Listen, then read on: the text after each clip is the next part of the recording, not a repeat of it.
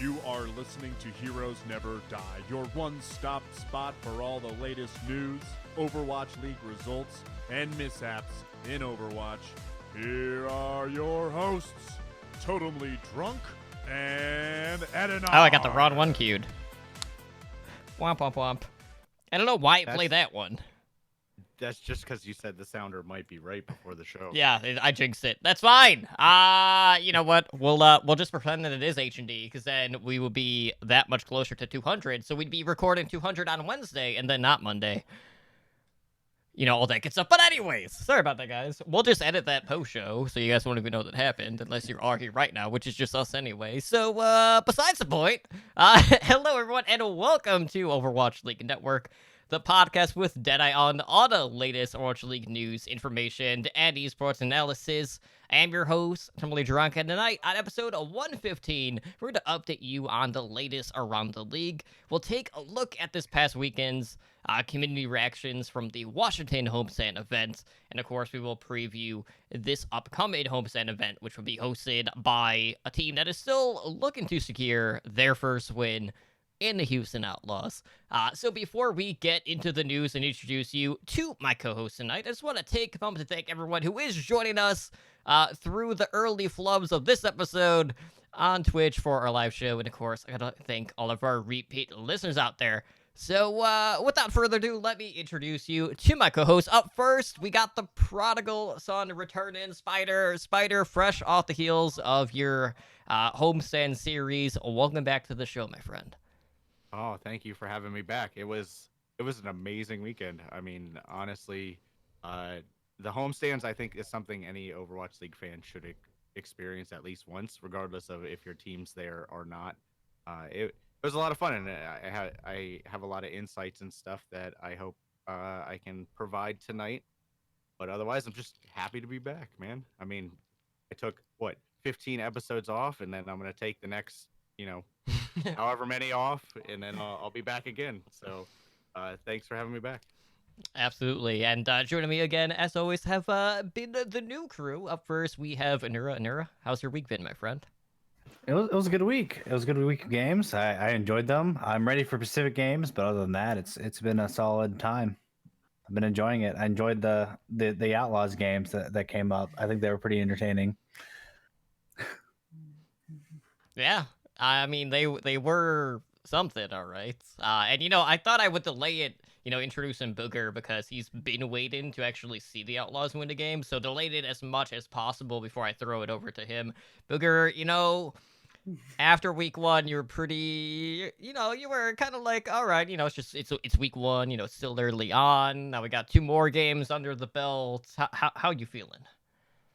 I will say the second 0-2 hurt a lot less than the first one. There was maybe a little glimmer of hope. There was some maps won and some fights actually won. So I guess that's better than last weekend for the Outlaws. But other than that, there was quite a few fun matches to watch this weekend to talk about. So that was all good. It just, it's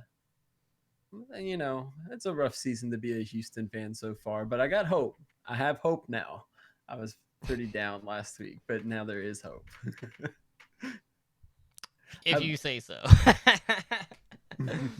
Well, we'll see whether or not being at home will turn things around for them yet, but, they're still looking for that first win when all is said and done. So before I jump into the agenda, just a few notes in regards to announcements. We do have episode number 200 for our flagship show, Heroes Never Die, coming up here very soon. This Wednesday, we have episode 199. We'll actually be recording episode 200 live next week before Overwatch League Network. And we'll have more details in regards to H&D 200 this Wednesday when we do this current week's episode. Now, outside of that, we do have another game night coming up. So we just had a game night this past Saturday. And then the next one will be held on March 21st, which is also a Saturday. That will start at 7 p.m. Pacific time. And then, of course, all the games will be streamed live on our Twitch. So we hope to see you guys out there for that one. And just a quick shout out to Deathblow and the Blevins from High Noon as they celebrated their 200th episode just a couple of hours ago. If anyone of you guys are like familiar with the competitive Overwatch scene or just the podcast scene in general, obviously High Noon were kind of like the OGs on that end, dating all the way back to the early beta days. So congrats again, gentlemen, and we look forward to celebrating with you after next week, after H&D hits that milestone as well. But I'm sure they had a lot of feels tonight throughout their episodes, so congrats once more. Now, that being said, guys, we are here to talk about some Overwatch League. The stream still says stream starting. Yeah, there we go. Fixed. It didn't actually click over, but that's fine. As long as they can hear us. Minor details.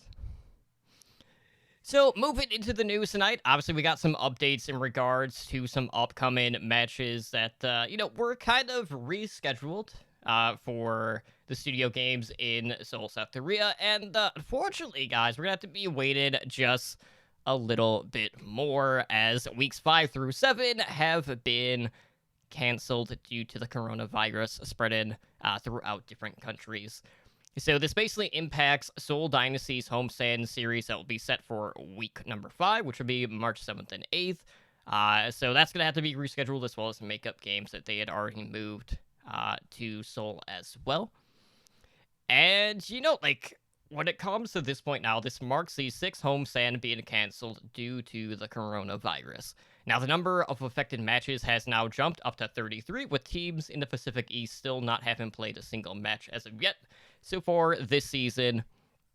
And, we're still waiting on details on what this is going to mean for the future in regards to the schedule for the remainder of the season. So, this has been a very unfortunate thing. It's obviously been impacting a lot of different esports, not just the Overwatch League, but safety is always coming first. And it's just kind of like left a huge gap in the schedule for some teams out there, like the Shanghai Dragons, who basically won't be playing until about like week 11 in this current season. So, I've seen a couple of people throwing out ideas in regards to how they should kind of handle this. And one of the ideas being thrown around was maybe just scrapping the mid-season tournament altogether and then having makeup matches kind of like going on throughout that week. The problem is, like, right now, since we don't have like that stage formula to the format, and we really don't have any huge breaks in between stuff, so there's really not a good spot to like kind of like slot things in where teams would be off for an extended period of time. So Booker, like, how do you feel like this is going to impact those teams specifically that haven't gotten to see the stage time, knowing that they're having to start their season that much later, on top of not really getting any reps in regards to, say, the current meta, where now they're looking at coming in when Hero Pools is going to be surfacing? Yeah, I mean, like, they're going to have more time to practice, but that is, like, quite a bit of time to not be seeing the stage while you know that everyone else is. So that's got to kind of leave them, like, feeling a little left out as well. But I really don't think this is even the end to the cancellations, maybe, because it doesn't seem like there's really an end in sight. Like, it's kind of really worrisome. Like, I'm glad that they're just kind of handling it and it seems like they're being pretty transparent with what they want to do. But at the same time, it's like at a certain point, they might need to just cut the cord and bring them all back to the States, maybe, or even somewhere in Europe, maybe. But as of right now, it seems like there could be even more canceled. And now we don't even know when we're going to get to see some of these teams. And that's, it makes it really hard to know what teams are actually really good and which teams are good, but they're just going to get slaughtered by the teams that haven't even played yet. So it really makes it hard to like place where all the teams are without being able to see everybody play. So it makes it kind of difficult, but it's just good that they're doing what they can to keep everybody safe. Yeah, so for me, this is a really big bummer. I've been waiting to see these specific teams. Of course, safety first and everything. But they just said that the Korea games are canceled, and now what I'm guessing is they're gonna try to get these games as soon as possible, wherever they can. I can see some LA matches coming in. The problem is they have a 2-week time span between them, not even. With that being said, they could maybe drop the week 5 and try to get week 6 and 7 somewhere else and try to do it really quick, really fast. That's the only thing I can see them doing right now without just straight up moving them weeks in advance. Because I feel like these are the only times you can do these, and it's I feel like it's starting to become now or never if they still want those mid-season tournament. Because I don't know what they're going to do with the pricing if they cancel those mid-season tournament either. It's just a lot of weird things, but for me, I'm really hoping they find a alternative in a place that's safe, fast as possible. So let's just hope they can find somewhere where everyone can do it really well, really fast. Yeah, I mean, if you follow the news, this shouldn't shock anybody. I mean, the Korea coronavirus cases jumped from like 18 to like 250 in the span of like 5 days. So I think Avast called it pretty early, but following the news, it didn't really surprise me. But I think you guys are right. I think they need to move them, either start tacking them onto other homestands, or just find a venue, even if it's not a large venue, and just play the games out over the course of a week or 2 weeks or something. Because if not, that mid-season tournament is honestly could be the debut of a lot of these teams. Like, I was looking at when I left the homestand yesterday, they handed out like the schedule of the rest of the homestands for Washington, and I think it's like Washington's 4th homestand, which has a lot of the Pacific teams there, like Chengdu's there, Vancouver's there. It's like almost that whole Pacific East division. I honestly thought like, this could be the debut of the Chengdu Hunters. Maybe I do want to go to this one. So, I'm glad they're taking this seriously, but I'm sure they're scrambling hard to get those matches in, because people are already questioning competitive integrity. So I'm sure they've got their best minds and best people on it. Whether that's enough, we'll have to wait and see. Yeah, unfortunately, only so much you can do right now, given the circumstances. Because I would really hate to see it just say be online only at this point, where it's not even played at a studio in a LAN type of environment. But that would be like a last-ditch effort in order to get these matches played in a serviceable amount of time frame here. But anyways, looking ahead, we're still looking at Houston trying to pick up their first win, and they were so close in the Battle of the Bottoms when Houston went up against Boston in what was essentially a 7-map clown fiesta. I don't know what else to describe it. And it was kind of like a series of firsts, right? Houston picked up the first map win of the season.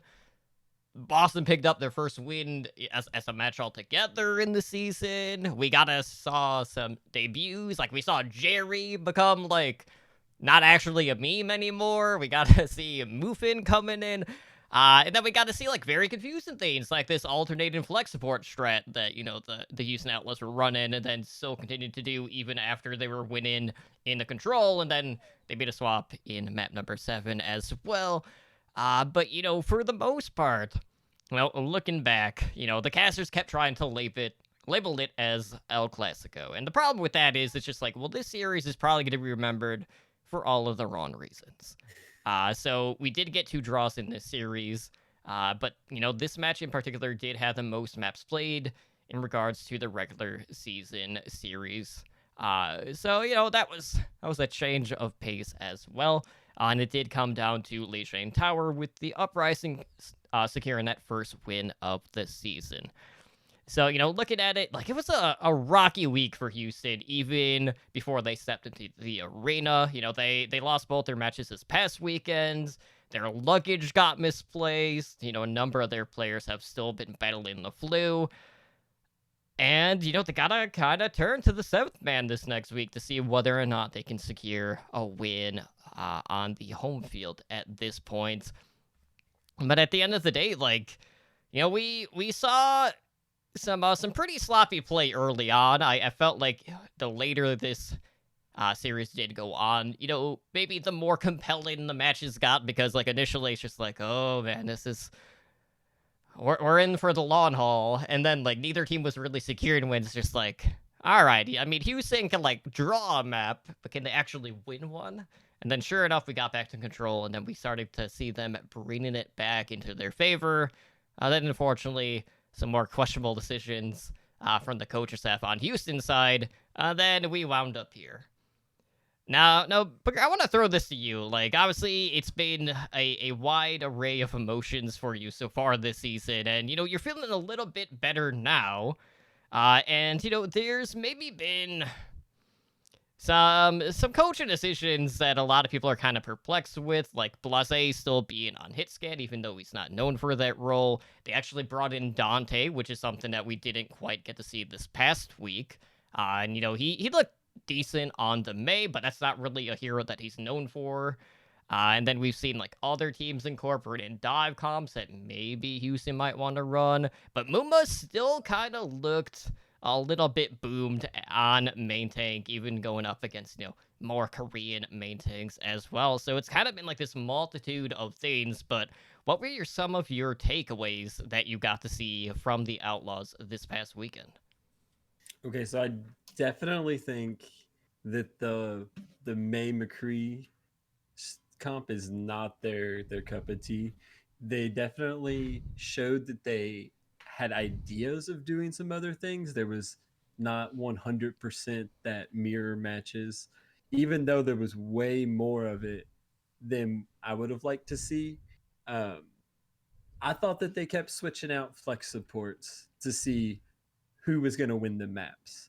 Like I thought that they were switching out, and then we got to map 6 and they had got 2 wins, and I'm like, okay, cool. They found what's going to and they switched.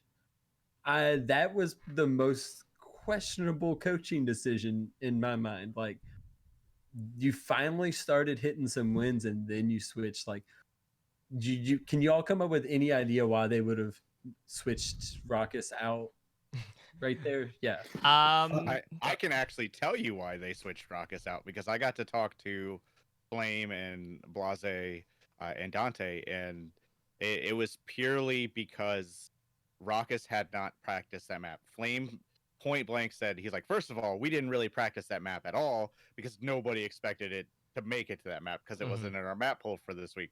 But then he said, it was actually Blase who said it. He said, Raucus didn't feel comfortable on that map because only Repel had scrim time on that map. So Raucus and the coaches decided that, sure, he's on a roll, but we should put the person who feels more comfortable in on this map. And obviously we see that didn't quite work out for them, which is really funny because actually Toronto was in that same situation. They went into a control map with Surefour in the lineup, and they actually made the on-the-fly decision to not sub in Logics. So you can tell like certain coaching staff is a little more on the fly and a little less, but yeah, that's actually the reason is they point blank said that Raucus didn't feel comfortable on that map. So him and the coaches basically just decided like we better stick with Repel because he's the one who has at least a few reps on that map. So that's really the only reason they subbed him out.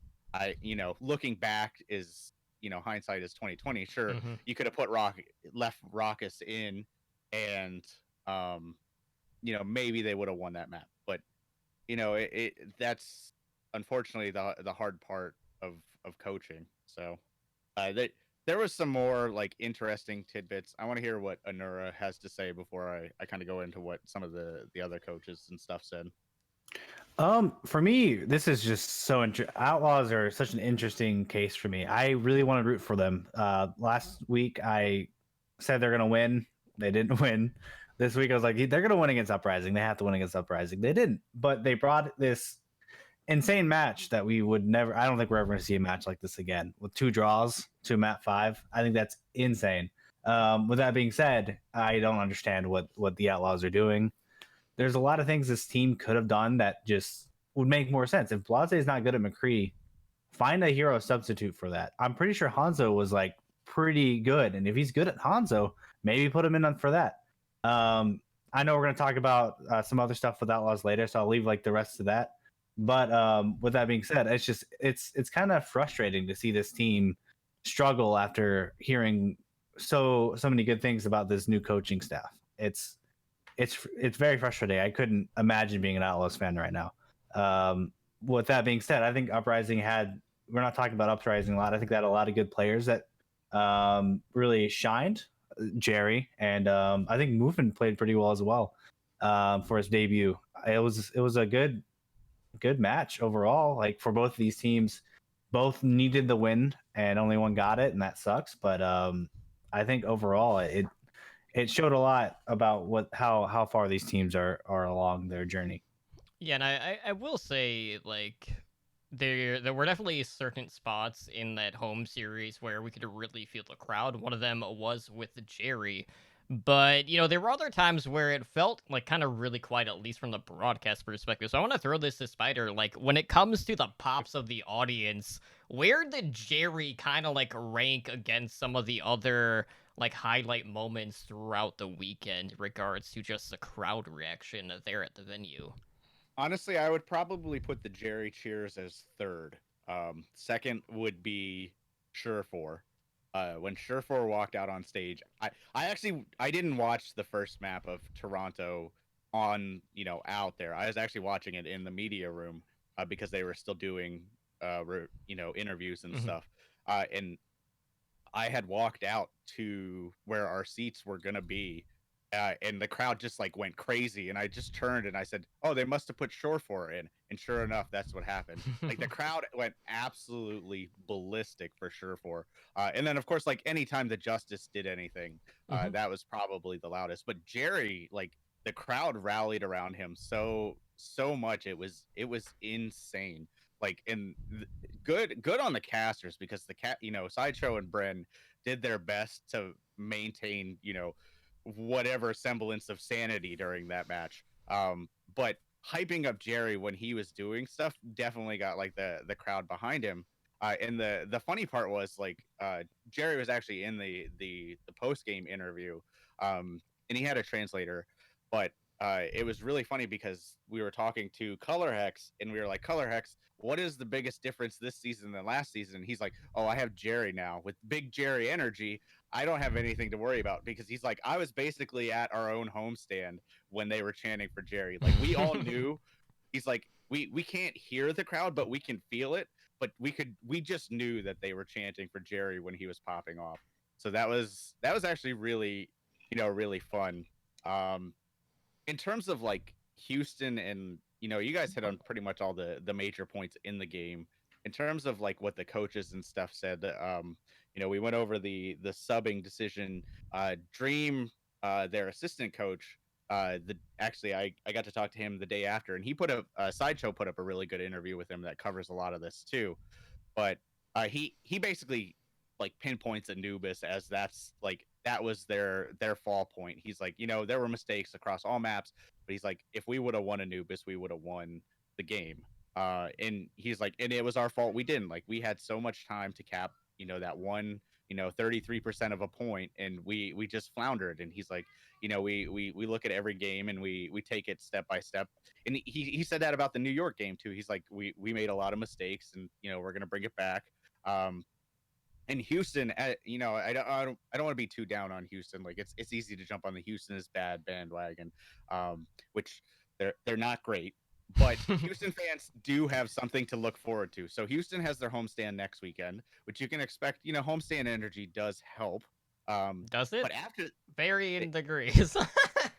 it helps. It's not I wouldn't say it's a deciding factor, but it definitely helps. Like you can tell that players definitely get behind it. But after that homestand, they have basically a month off. So the big thing Dream and Flame hammered home was like, we get to sit back and watch hero pools happen as teams have to figure it out on the fly and kind of just scrim and mess around and stuff. But he's like, there's no pressure on us, so we're gonna come back after that 3 week break and um hopefully look better. Like they seemed pretty sure that with that month break they would look better. So if you're a Houston fan, don't be too down yet. You do have a pretty good bye period coming up, so uh, hold your chins up high. You took the second worst team in the league to a map 7, and you're breaking records, and that's all you can ask for. In terms of like just Boston as a whole, their coaches were a little more quiet. Really, honestly, other than like Color Hex giving some insights into just how he felt with Jerry, Mineral did touch on like the Axiom versus Fusions question, because I know a lot of people are asking that. They were like, you played Fusions all of last season, whereas this season you're playing Axiom. And he just said like Axiom practiced a lot and he's a little bit better right now. So that I know that's a big question that came up, but honestly, these two teams, there's not any strategy to break down. There's not any like secret set plays and stuff. They both basically just tried to play the meta and did it very lacklusterly. So I can tell you by map, what was it, map 5, the crowd, and I don't know how much was caught on the broadcast, but the crowd was literally chanting, "Just let it end." Yeah, we Like cannot hear that at all. yeah, they were literally, the crowd like was just chanting like end it, end it. Like every time Boston would cap the point, people would cheer because they knew the match would be over at that point. Because everybody was there to see the justice. Like everybody wanted to see the justice play at that point. Yeah, which started late because of it was the 7 maps in this one. Exactly. So, but I think this one will go down in history as probably the worst best match in the history of Overwatch League so far. So essentially, it's like the troll of the esports universe. All right, but anyways, so looking ahead, obviously hero pools are coming up very soon. We do have a little bit more in regards to details on that. So we do know that hero pools will be announced during Sunday's Watchpoint post show. So heroes that have a greater than 10% play rate will be eligible to be taken out from the pool. So basically, to put that in context, since 222, a 10% play rate cutoff would mean that there would be about 2 to 5 heroes per role, with an average more in the 3 to 4 range. Now, in regards to the actual play rate, the way that they come up with this is it is play time for each hero divided by the total gameplay time. So, Spectre said that our belief is that pulling 4 of these heroes out of the rotation week to week should be significant enough to move the meta and unlock new strategies and compositions. So, obviously some teams are going to be coming into the league with roadblocks and hero pools in place. Some people will be trying to just sort things out kind of on the fly, and, should Houston come back after that break and continue to crap the bed, I cannot wait to hear what their excuse will be at that point, even after they have that extended period of time. But, it's right around the corner, and at least we are going to be getting a heads up in regards to who will actually be playable for that following week, which is definitely going to come into play for, previews for a lot of the podcasts. It will also contribute to, say, Fantasy Overwatch League for Booger and I, trying to sort out, like, whose stock value goes up or down based on what heroes are going to be out of the rotation at this point.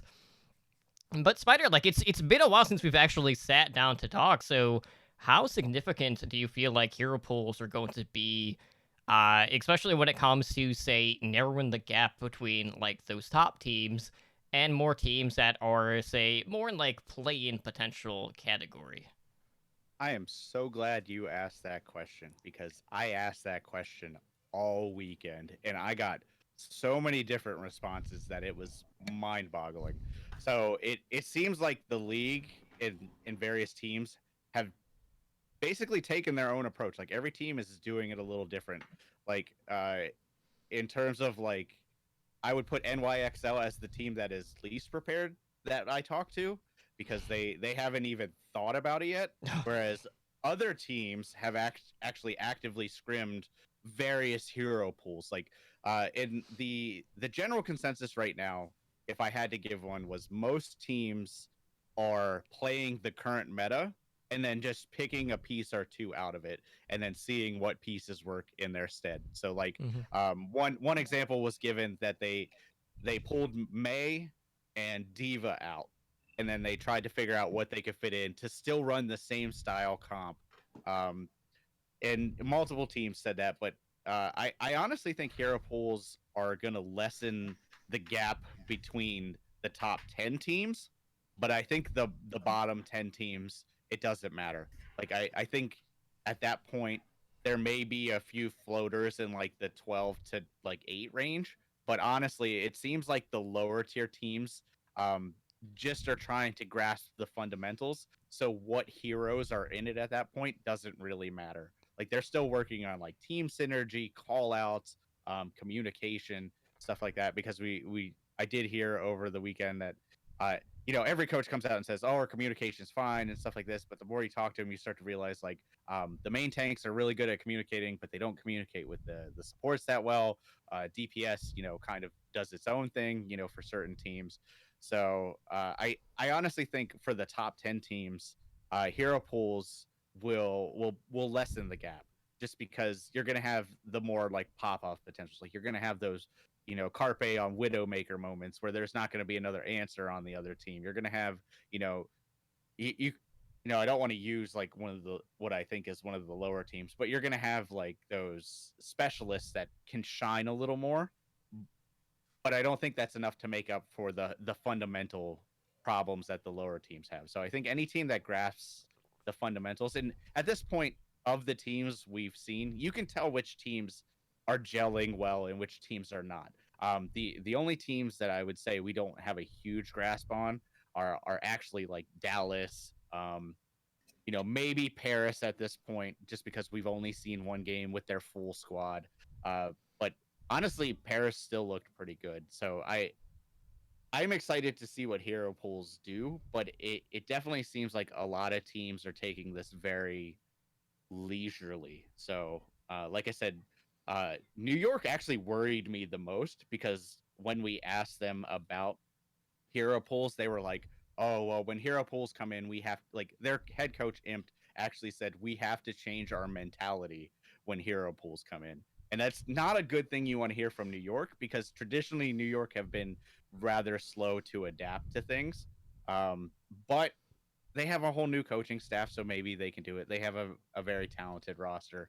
Whereas teams like Paris actually said that they've at least theory crafted it and stuff like that. So it was interesting to talk to the teams and just see the different mentalities from it. Houston, just because I know Booger is probably wondering, Houston, like I mentioned earlier, is not worried about hero pools because they get to watch everybody else do it. So they said like next week they don't think they're gonna scrim for hero pools. Like they're basically just gonna focus on this patch and focus on the homestand, and then they're gonna work on hero pools. A team like the Justice, we didn't get too much of the strategy out of the Justice because the coaches were sick and most of the players were sick. So I only really got to talk to like Stratus and Tuba through a translator.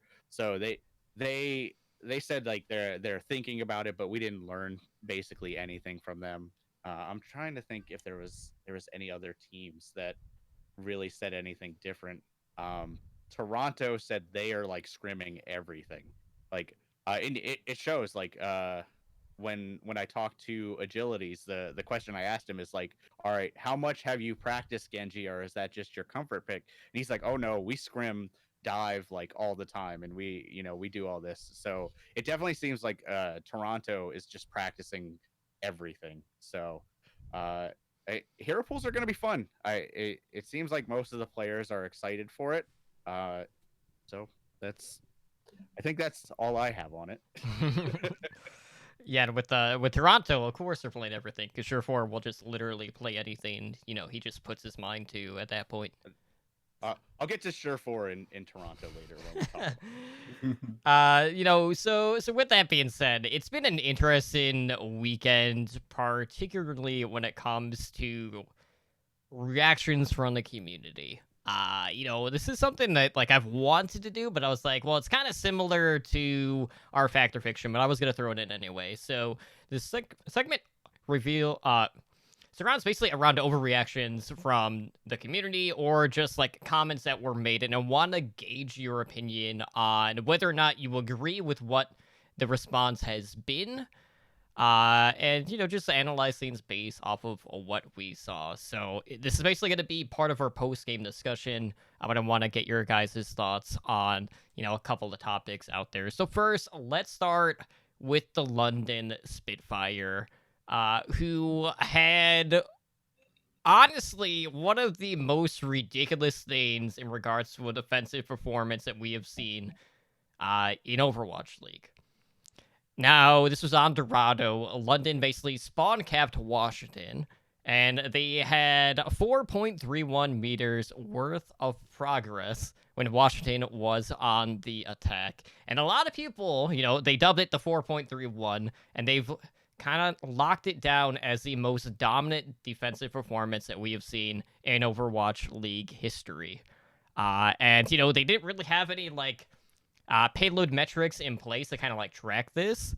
But there were a couple of other matches in the past, and this is dating back a while, that there were similar things that happened on Dorado, but this was actually the least amount of payload progress that we have seen in a competitive Overwatch match at this sort of level. So what do you guys think? Is this the most dominant performance we've seen from a defensive perspective so far in the Overwatch League? Okay, so one thing that I think is that to be the most dominant defense, it would have to have been in like a more dominant win. Like technically, it might be the least amount pushed, but it was in a map 5 win. So were they really that dominant if they were going to map 5? So I guess like on a technical, it's like the record for the shortest push, but at the same time, like I don't think you could say it's the most dominant defense when they were pretty much, they went to map 5. It's a pretty evenly matched team, so I don't think you can call it the most dominant defense in Overwatch League history. No, I Well, don't. I'm to an extent, I do want to chime in here really quick. A lot of people peg London as pretty low on the tier, with Washington being in the upper half of the league as well. So that was another thing that was kind of like offset in the balance for a lot of the community members as well. Yeah, I could. It definitely is an upset, but I don't know about the most dominant defense in Overwatch League history. Like that. That's a little bit of a stretch, in my opinion. What do you think, Anura? For me, this was so I was with a friend while watching this game, right? And we ran out of some brewskis, and so we went to go grab some more. And then by the time we got back, the map was over. I was like, oh, so that happened. So I had to rewatch it once I saw the notes, because I didn't know exactly what happened. And from what I could see is just, I think Corey was running out of gas. I know he was really sick during the time. I think he really just could not perform to the level he's normally used to. I think it was a huge underperformance and a really good overperformance by London that brought this, I would say, probably one of the best defenses in the Overwatch League history. But with that being said, I really think that Washington could have done a lot more from this, and they didn't switch a lot at all. I think the only one I really saw was Corey switch to Bastion, but they just sat in a corner. It was just weird. I was like, you just switch to something. I don't know, go full just straight into them. Get a Baptiste barrier, get something.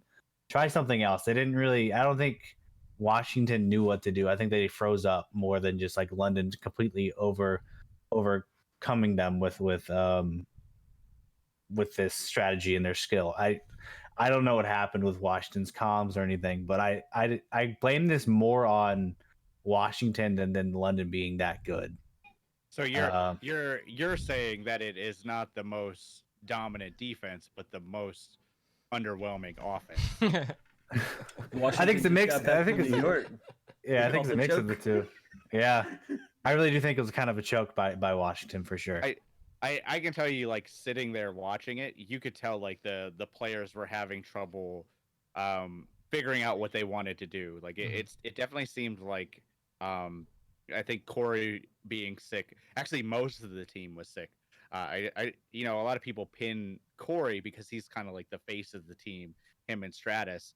But the whole team was sick. Like everybody on the team was sick. Like apparently, Roar was so sick before the match started that he was like coughing and almost throwing up.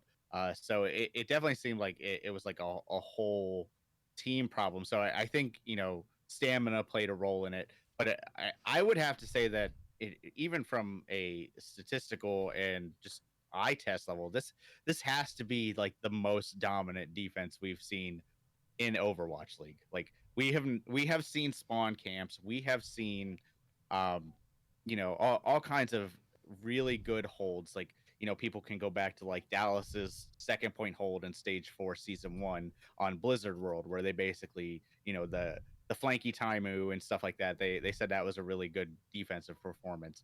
There was you know there was a few full holds last season on like first point of Anubis that people say were really really good, but we have never seen anybody be able to hold a spawn door from first spawn and win a map. And even when we talked to London, they basically were like, "Yeah, we didn't expect to hold it. Like that wasn't our game plan going in. The game plan going in was eat as much time as possible and then get a second defense, because they straight up said like, we don't like defending at the arch. Like we just did not like to do that. So uh, honestly, I would have to say this is the most dominant defense, just off of the fact that they destroyed Washington so much mentally that it has to be that level of dominance. Like a we've seen reverse sweeps, but we've never seen a reverse sweep where a team goes from so dominant the first 2 games to absolutely getting destroyed the next 3 maps. Except for maybe Houston, Boston the day before, but that was for very different reasons. So, um, yeah, so I would have to say that was the most dominant we've seen in Overwatch League history. Whole of Overwatch competitive history, you might be able to find a few more. Like there was definitely some selfless spawns out there, like spawn camping out there that might have been a little more dominant. But yeah, I can tell you in the crowd, if the team took it hard, the crowd like honestly, whoever tweeted out like drop a pin so we can hear it, you probably could have at that point. Like the crowd was defeated at that point. Mhm.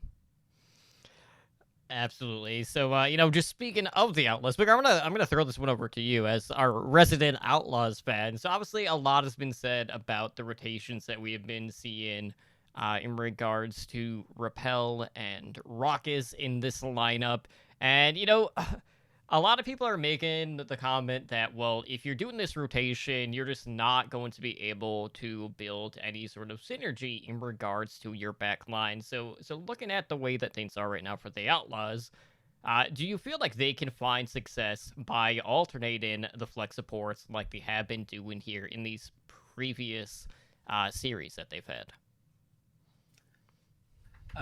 So far, no. There's no evidence that it's gonna work out too well. Like, I thought they were trying to see, like, give them both some play time because maybe they were really close in scrims and they want to see who performs better on the stage.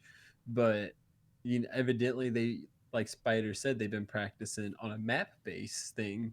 So that would lead me to think they're just treating their flex supports like the way Soul did their whole team last year, where they would just switch them all out. So it's like, I guess they'll have specialized, and I guess that means that they view Raucous and Repel as both pretty close to equal in terms of talent. Um, Here's a little bit of wild speculation coming from me, but maybe they should put Linkser on Ana. Like it worked for Architect.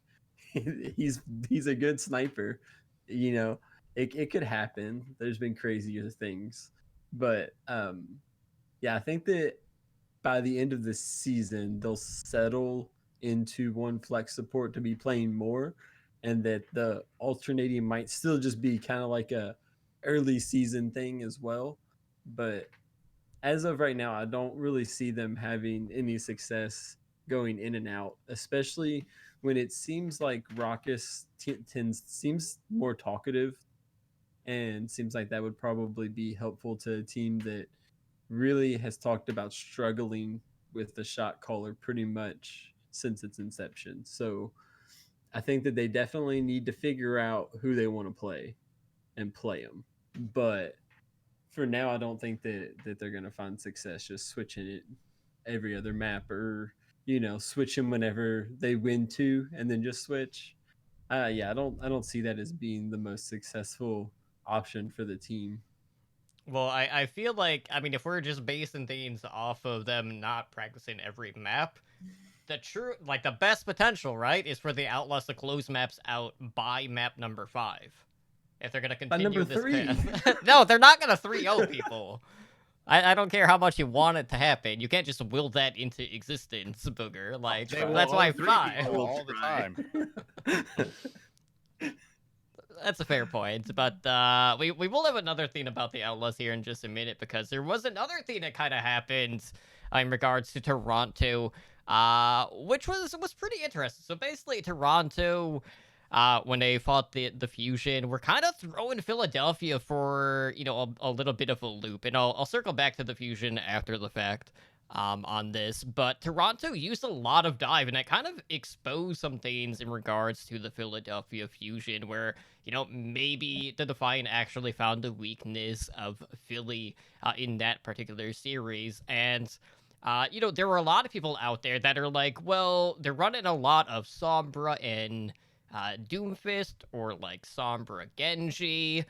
Like, maybe the Outlaws should utilize what Toronto is doing in this series with the dive setup, since the Outlaws did run Blase and Dante. So you could have, Blase coming in on the Doomfist, and not the McCree, because his McCree has not looked good. If you've seen his critical hit accuracy, you would know he's honestly like worst in the league in that regard on the hero.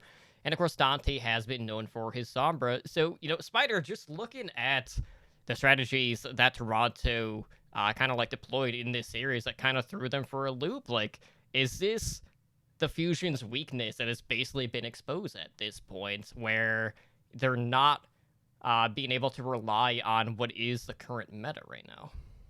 No, honestly, it's just it caught Fusion off guard, and Toronto was really well practiced at dive. So if you go back and watch that game, you can tell that Fusion wasn't quite ready for it, but they adapted really well to it on the fly.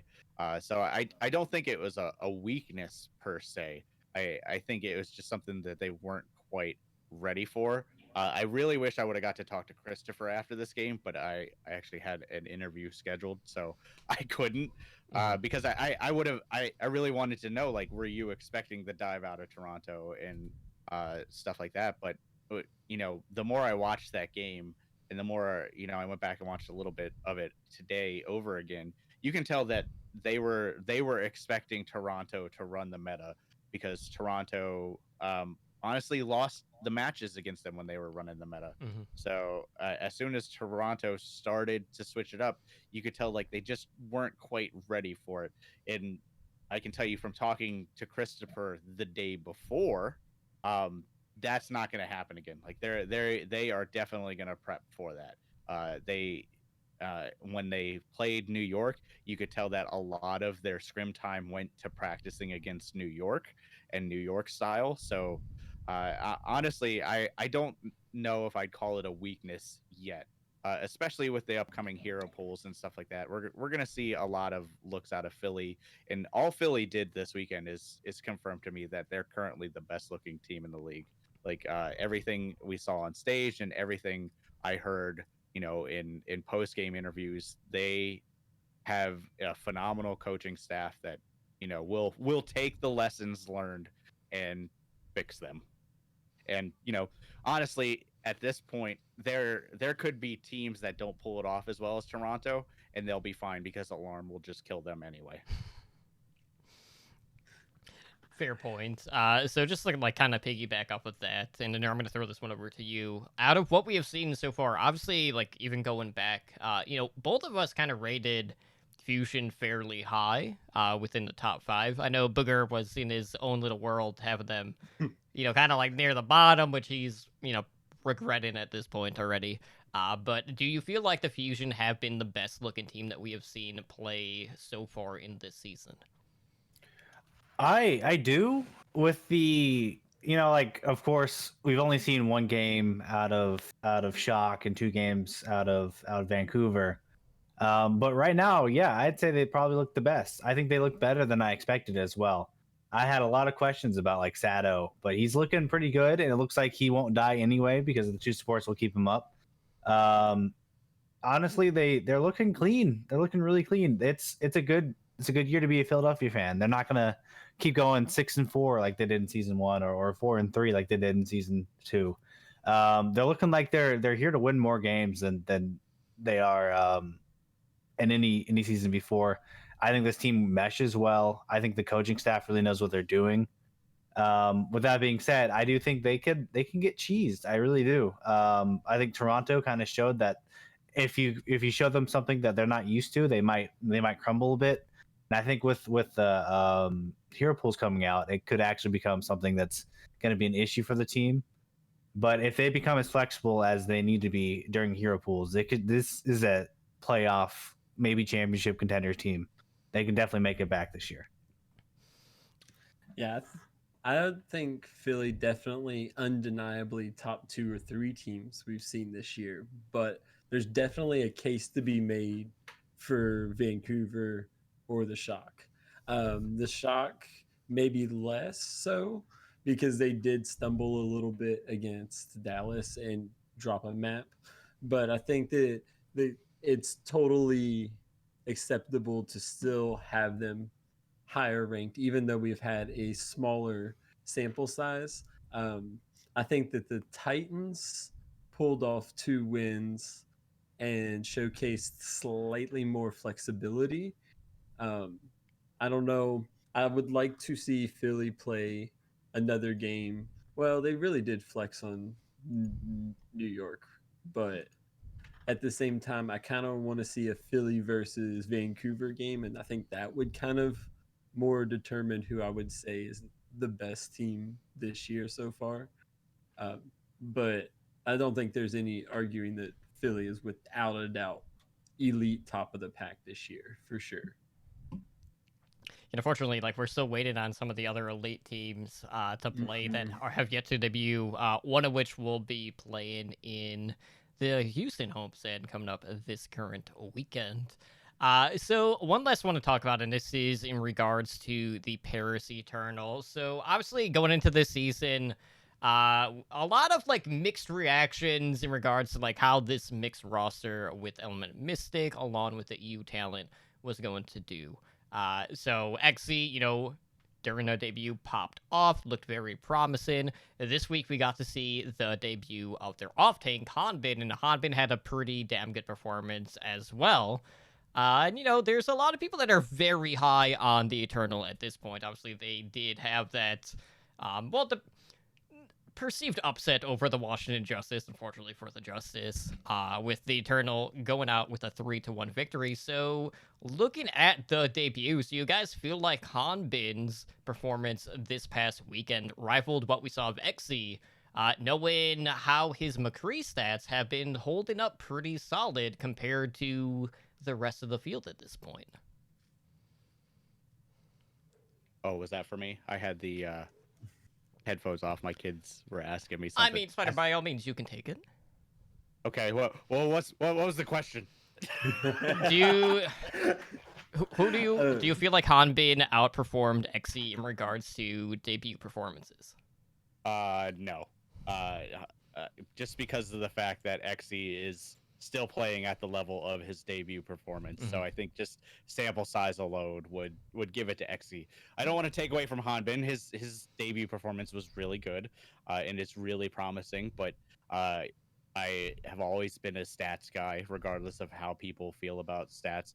And the fact that we are continuing to get stats that just back how good Xe is. I mean, they tweeted out. I think it was Matt Merksel, or however you say his name, Mhm. Backpack Matt, tweeted out that he's still number 2 in final blows. He's number 4 in limbs. He's number 3 in hero damage, and he's number 2 in solo kills, tied with Carpe.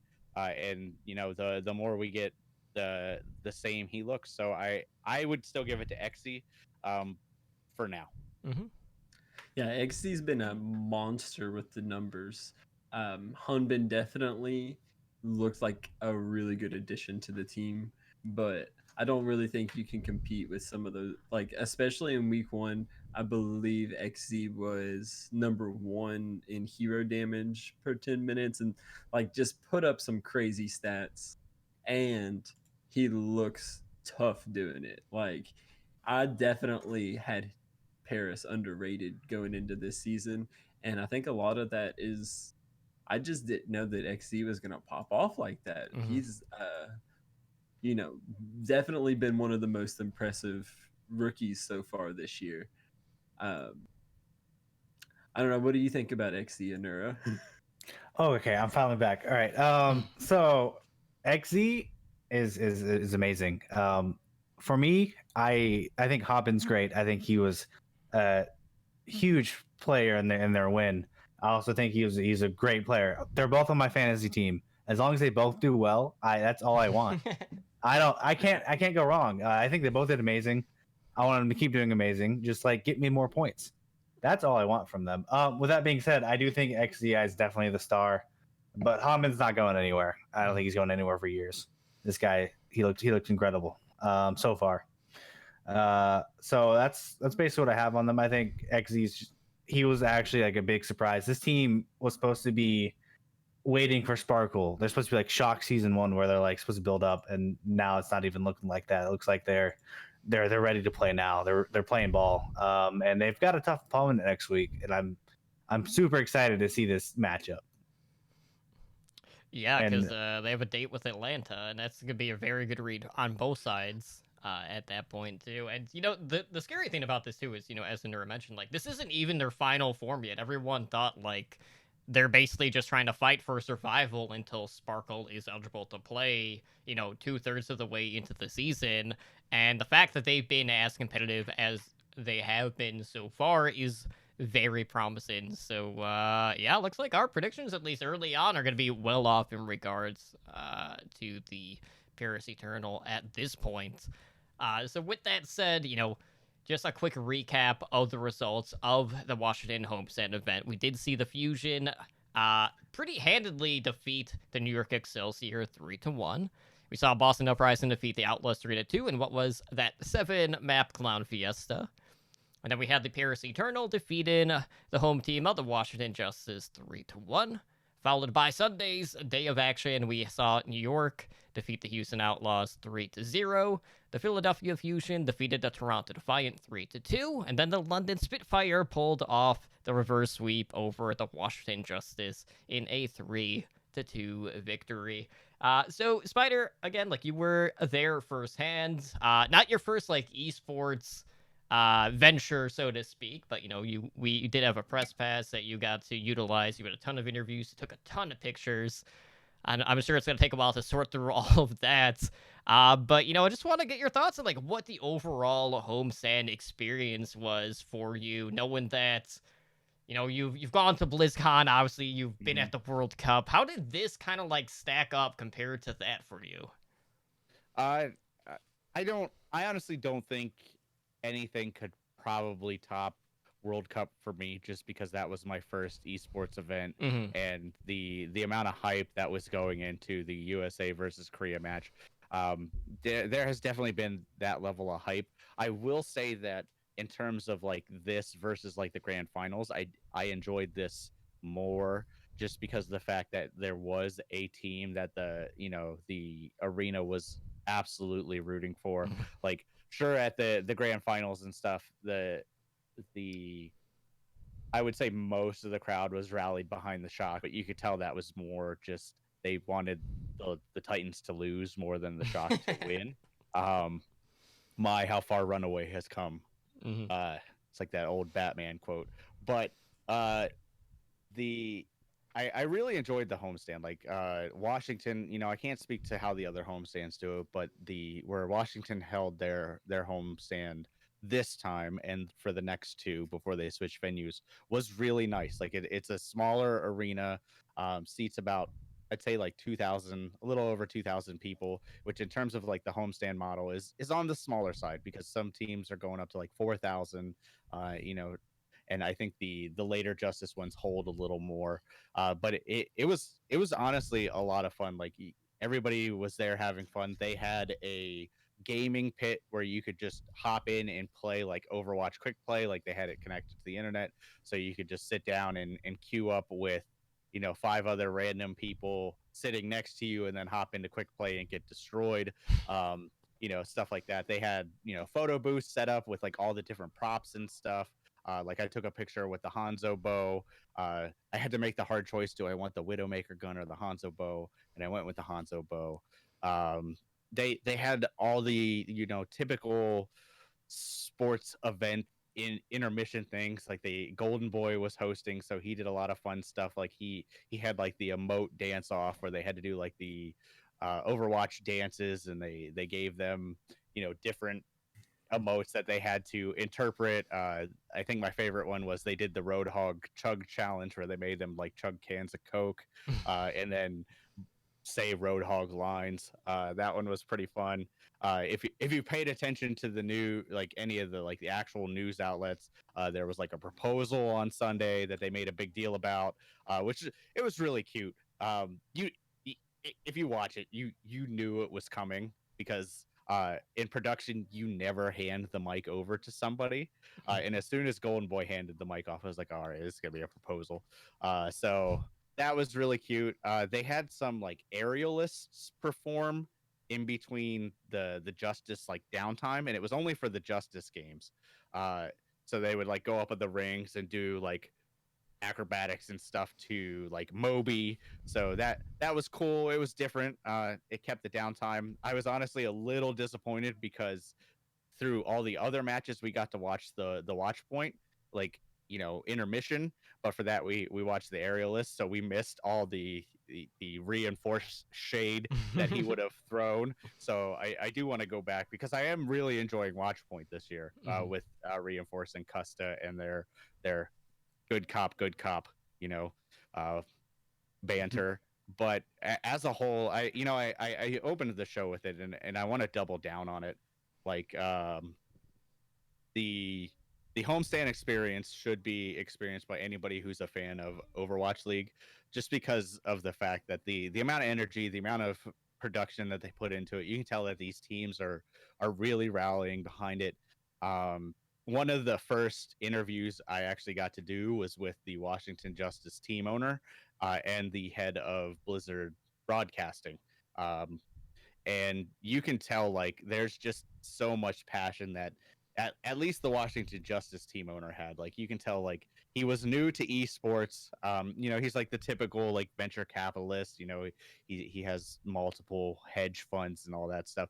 But you can tell that like he was really invested in it. He was there the whole weekend. So if every other team does it at that level, I think they're going to succeed. And the core thing that I took away from this is as long as your fans are having a good time, win or lose, they're gonna come back. Unfortunately, Justice did not pull out the wins, so I have to double down on that one. But in terms of like just general stuff, like I talked about like hero pools and stuff. I got to talk to the players a little more intimately. I got to interview like Beast and Nevix, which was really cool because I got to get in their heads a little bit. Like one of my personal favorite moments is I asked Beast what it was like to play against Alarm rather than play with him, and he was straight up like, "Oh, he's my boy, but it's way more fun to play with him than it is against him." So, and Nevix actually was really interesting because I was really curious about like his transition from the Shock and stuff like that, and he was like, the Shock realized that I could be a starter on another roster, so they let me explore other opportunities. And he's like, the biggest problem I had was I had a lot of rust. Like he straight up said, like going into this season, even with the amount of scrimming, I had a lot of rust. So he's like, I feel like I'm finally getting out of that, and I feel pretty good. But like I said, I'd circle back around to Toronto. Everybody who thinks Surefour is the leader of this team is 100% right.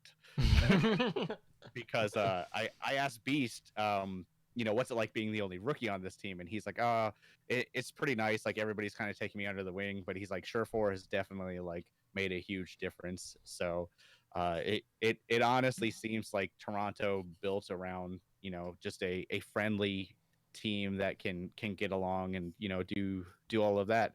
Other than that, most of the other takeaways I've touched on. Anything that I forgot, I am typing up an article for our website, so I'll go through like the specifics. Like I'm not going to bore you guys with like how the Washington Justice owner decided he wanted to pick Blizzard over like Call of Duty and stuff like that. But if you guys have any questions, anything specific, I did talk to a lot of coaches that I haven't touched on. I did talk to a lot of players, so if there's anything you guys are wondering about, I'm open to questions. Mhm. All right. Well, we'll leave that open to our chat, and like maybe we'll throw something into Discord as well. On that note, or maybe we could even just do like a follow up for the website as well. But I do want to talk a little bit more about the games that we did see. So. A lot of interesting things in regards to New York. Obviously, Fusion kind of came into that series very prepared against the Excelsior. And, we got to see New York kind of like swapping things up in regards to, say, like their DPS. SBB was getting the nod. We didn't really see Nene. Who are U's kind of been a little inconsistent in regards to the May performance. And then, even looking on the Philly side, there were definitely a lot of moments where maybe Ivy's position was kind of like questionable, where it would he'd just get caught out, he would get walled off, or like his Blizzard would get eaten, or just wouldn't have the effect because he was too far forward, and then the enemy would just disengage. So I feel like there's been a lot of perplexing things, primarily just from the May performances that we have seen from even two of the teams that we would, potentially consider more of the elite status in regards to the Overwatch League so far. But do you guys feel like Ivy's performance saw a little bit of a downgrade based off of what we had seen at this homestand event? Maybe on Saturday, but I think he's still well.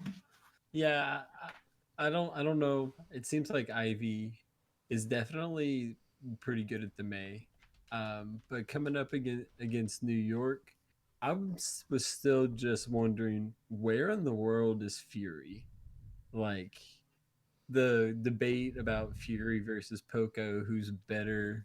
That's that's a whole debate, but I don't see a world where Philly would have went out and spent like top tier dollars to pick up Fury and not play him at all. Like not even one map at all. So I'm still kind of like, that's my biggest question about Philly is like, did they change their mind and they don't want him anymore? Philly, they've got tons of depth on the DPS lineup. So if say Ivy has a week that's down enough to make them actually have a loss, like he might have had a little bit of a down week compared to last week, but they still won all their games. So he couldn't be that down. Mm-hmm. So, but the minute that he's not performing, they have a line of DPS players waiting to try to get their 2 or 3 games. So, I don't know. It seems like Ivy's performance is a little downgrade based off of what we had seen at this homestand event. minute or two on the stage. So I don't think that that's really something to worry about too much for Philly. It's just like yeah. I'm just still I don't know. Spider, did you get a chance to ask about why Poco played over Fury? So that was a fairly popular question. I didn't personally ask that one, but it was asked. And right now, it seems like it's mostly just a communication thing. It seems like they feel Okay. like Poco's communicating with the team much better. Fefe was not Fefe. Fefe's Toronto's coach. Who was it? It doesn't matter. Basically, Fusion just feel like Poco is communicating better. So I don't know if just Fury needs more scrim time or what, but it seemed basically he was kind of skirting the subject a little bit because he didn't want to just outright say why. But it definitely seemed like communication was the big reason. And if you watch Poco on stage, he's constantly talking, calling things out, and honestly, the way Poco's playing right now is phenomenal. So honestly, if there was a play a playing problem, I could make more of an argument. But right now, I think they should just stick with what's working. Yeah, the amount of information they're getting with Poco kind of just being in the face of the enemy hit scan and just peeling is pretty astronomical. Like at this point, like I am not completely upset that we haven't seen Fury. Especially like with the way that Philadelphia's just been playing across the board. They've been a very consistent team. And I'll just say, like, from a fantasy perspective, one of the coolest things that we've seen this season is, with this rookie backline of Alarm and Funny Astro, like, this duo has been basically posting, like, top 3 numbers on support every time they've stepped on stage, which is just not something we're used to seeing as well. So I'm really curious, Booker, to see whether or not that backline is going to be able to continue to produce a week after week the way that they have. But I'm not completely torn that Fury hasn't played, but who knows? Like Philly only plays one match in Houston. Maybe we'll see Fury come in, especially since it is up against like a softer opponent, so to speak, because they do face Boston in this case. But I don't know. It could just be, Fury just hasn't been seeing a ton of scrim time, and they just don't feel comfortable at this point. But, with the way that Poco's been performing, I'm not too worried about, how Philly is going to fare on that end. So anything else of note that you guys want to talk about in regards to what we saw this past week, or should we just move into the matches that we have for this weekend?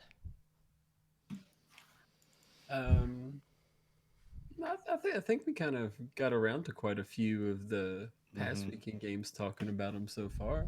Let's get the preview time. Oh, I do have a couple of like little tidbits, just fun stuff, nothing that really has anything to do with anything. So I got to talk to Who Are You, and I asked him how New York has been, and he says he's loving it, and he's glad to be out of Contenders jail.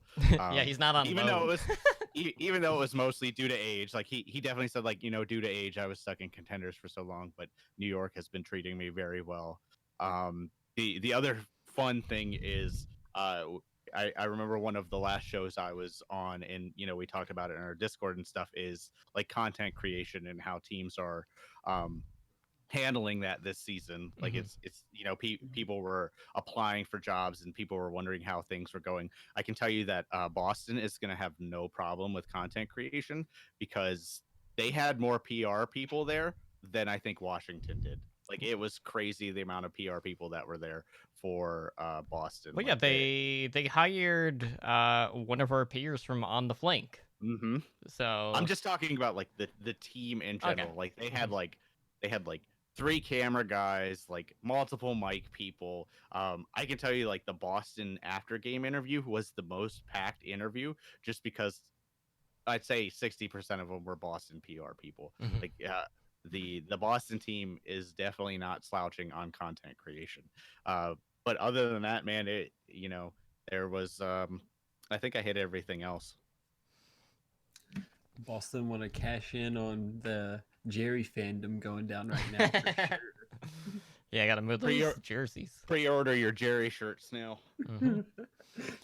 All right. So, as we mentioned, Houston is going to be hosting the homestand this weekend. So, on Saturday, we got 3 games. Sunday has an extra one kind of like tacked onto that. So, we start on Saturday at 12 p.m. Pacific time with the New York Excelsior going up against the Florida Mayhem, followed by at 2 p.m. Pacific time, Toronto Defiant going up against the debuting, at least for 2020, Atlanta Reign. And then a close out on Saturday at 4 p.m. Pacific time, we got London Spitfire versus Houston Outlaws. Followed by Sunday, we kick things off at 10 a.m. Pacific time. Boston Uprising taking on the Philadelphia Fusion. Followed by Paris Eternal versus Atlanta Reign. We have London Spitfire versus Florida Mayhem with the final match being at 4 p.m. Pacific time, the Toronto Defiant against Houston Outlaws. So really only debut here is the Atlanta Reign for the 2020 season. Otherwise, these are teams that we have all seen play so far. So, just kind of looking at the landscape, I want to go around and get what you guys think is going to be like maybe the most competitive game, or like what match in particular are you guys looking forward to the most? So, Spider, I'm going to throw it to you first. What game here brings the most intrigue for you? Oh, it has to be the Atlanta Toronto game, just because we haven't seen Atlanta and Toronto has looked so good. So I think coming out of the gate, seeing how Atlanta adapts to whatever Toronto throws at them, will be interesting. Toronto was very upfront with the fact that they are going into this match at a huge disadvantage because they have not scrimmed Atlanta. They don't have any tape on Atlanta. Like they don't know what to expect out of Atlanta. So they're basically trying to prep for everything, and Toronto seems like a team that can do that. But on the flip side, Atlanta is coming into the season as a highly favored team. Like they were one of the teams that a lot of the analysts and stuff were very high on. They said Atlanta could be a contender for a top 5 team. So that is the game that I am super excited to see.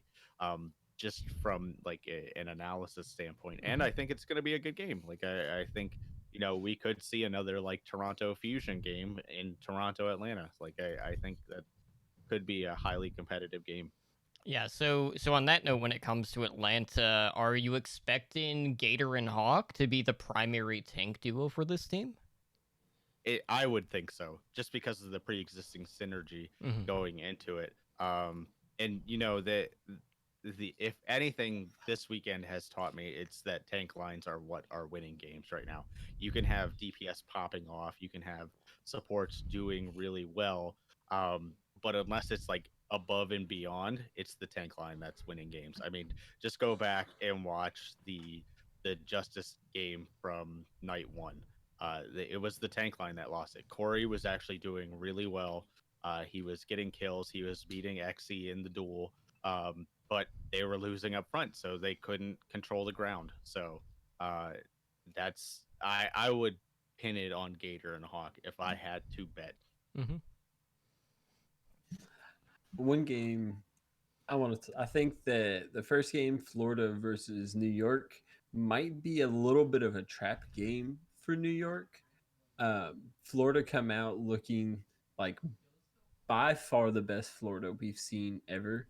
And I don't know, New York, I don't know, they kind of have a habit of maybe looking over some of the lower level teams a little bit.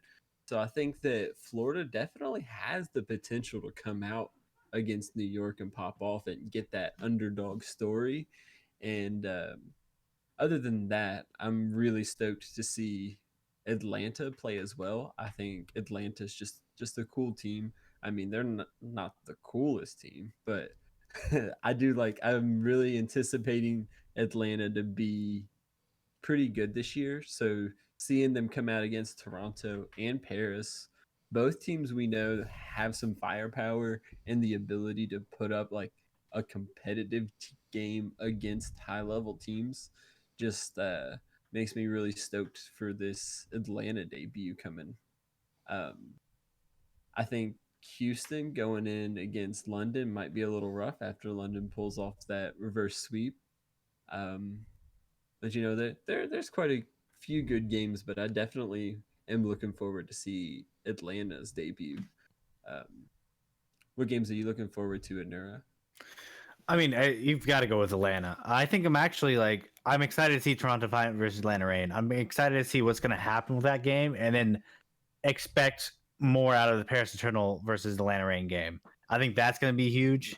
Because if Atlanta Reign just dominates Toronto Defiant, with Paris looking so much better with Hanbin in, I wonder if Paris is above. And if they get a few maps out of Atlanta, we can at least argue the fact that maybe Paris could be better than Toronto now. But the game I am actually looking like most forward to is the Philly Fusion versus Boston Uprising game, because we might see Chipsa.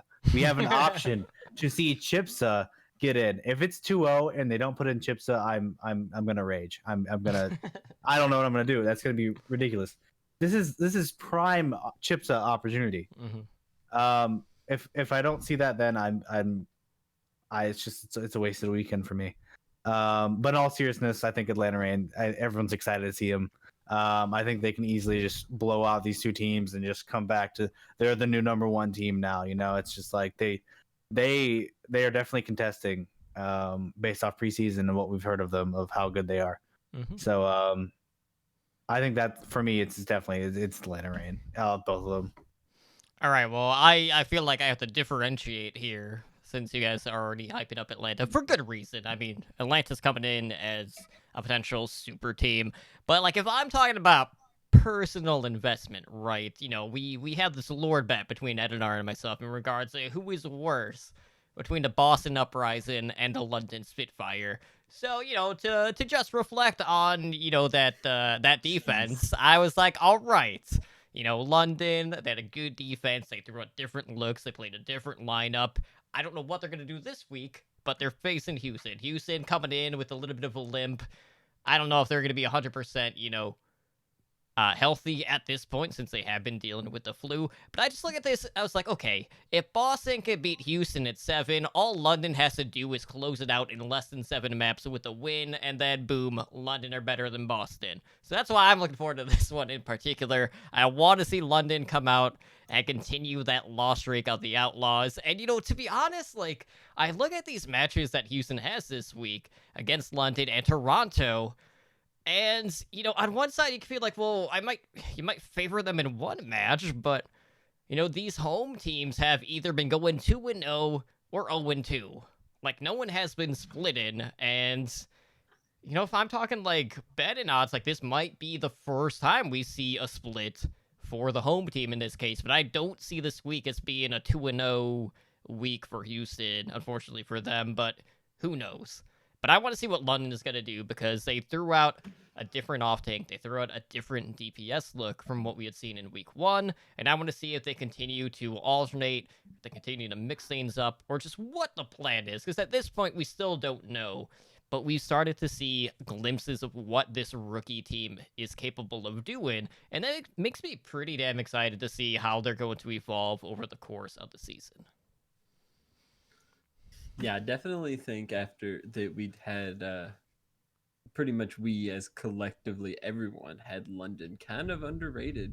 I thought that they were going to be pretty bottom tier, and then they're coming out and playing some good Overwatch. So we'll see, you know, we'll get to see them, well, not maybe a little bit more tested on Sunday today. That London versus Florida game, that's going to be a good one to help iron out where we're going to rank all of the teams going forward. Because definitely London better than we thought, but how much better? I mean, they might just be a little bit better than expected. So yeah, that one's one to look forward to the London versus Florida to really iron out rankings going into this year. Yeah, I feel like for me, obviously, there's been the question of, well, like, how boomed is Muma at this point? And I know a lot of people look at London, and they have been just dogging so hard on JMac at main tank.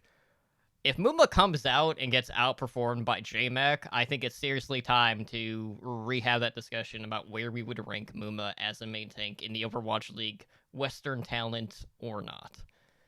I don't think Muma's Reinhardt is up to par with some of his other main tanks, like the Winston or even the wrecking ball. I think that in a meta where he's not going to be pushed into 100% Reinhardt might be a little bit better coming in for Houston, but yeah, I definitely see Muma as one of the weaker links of the Outlaws.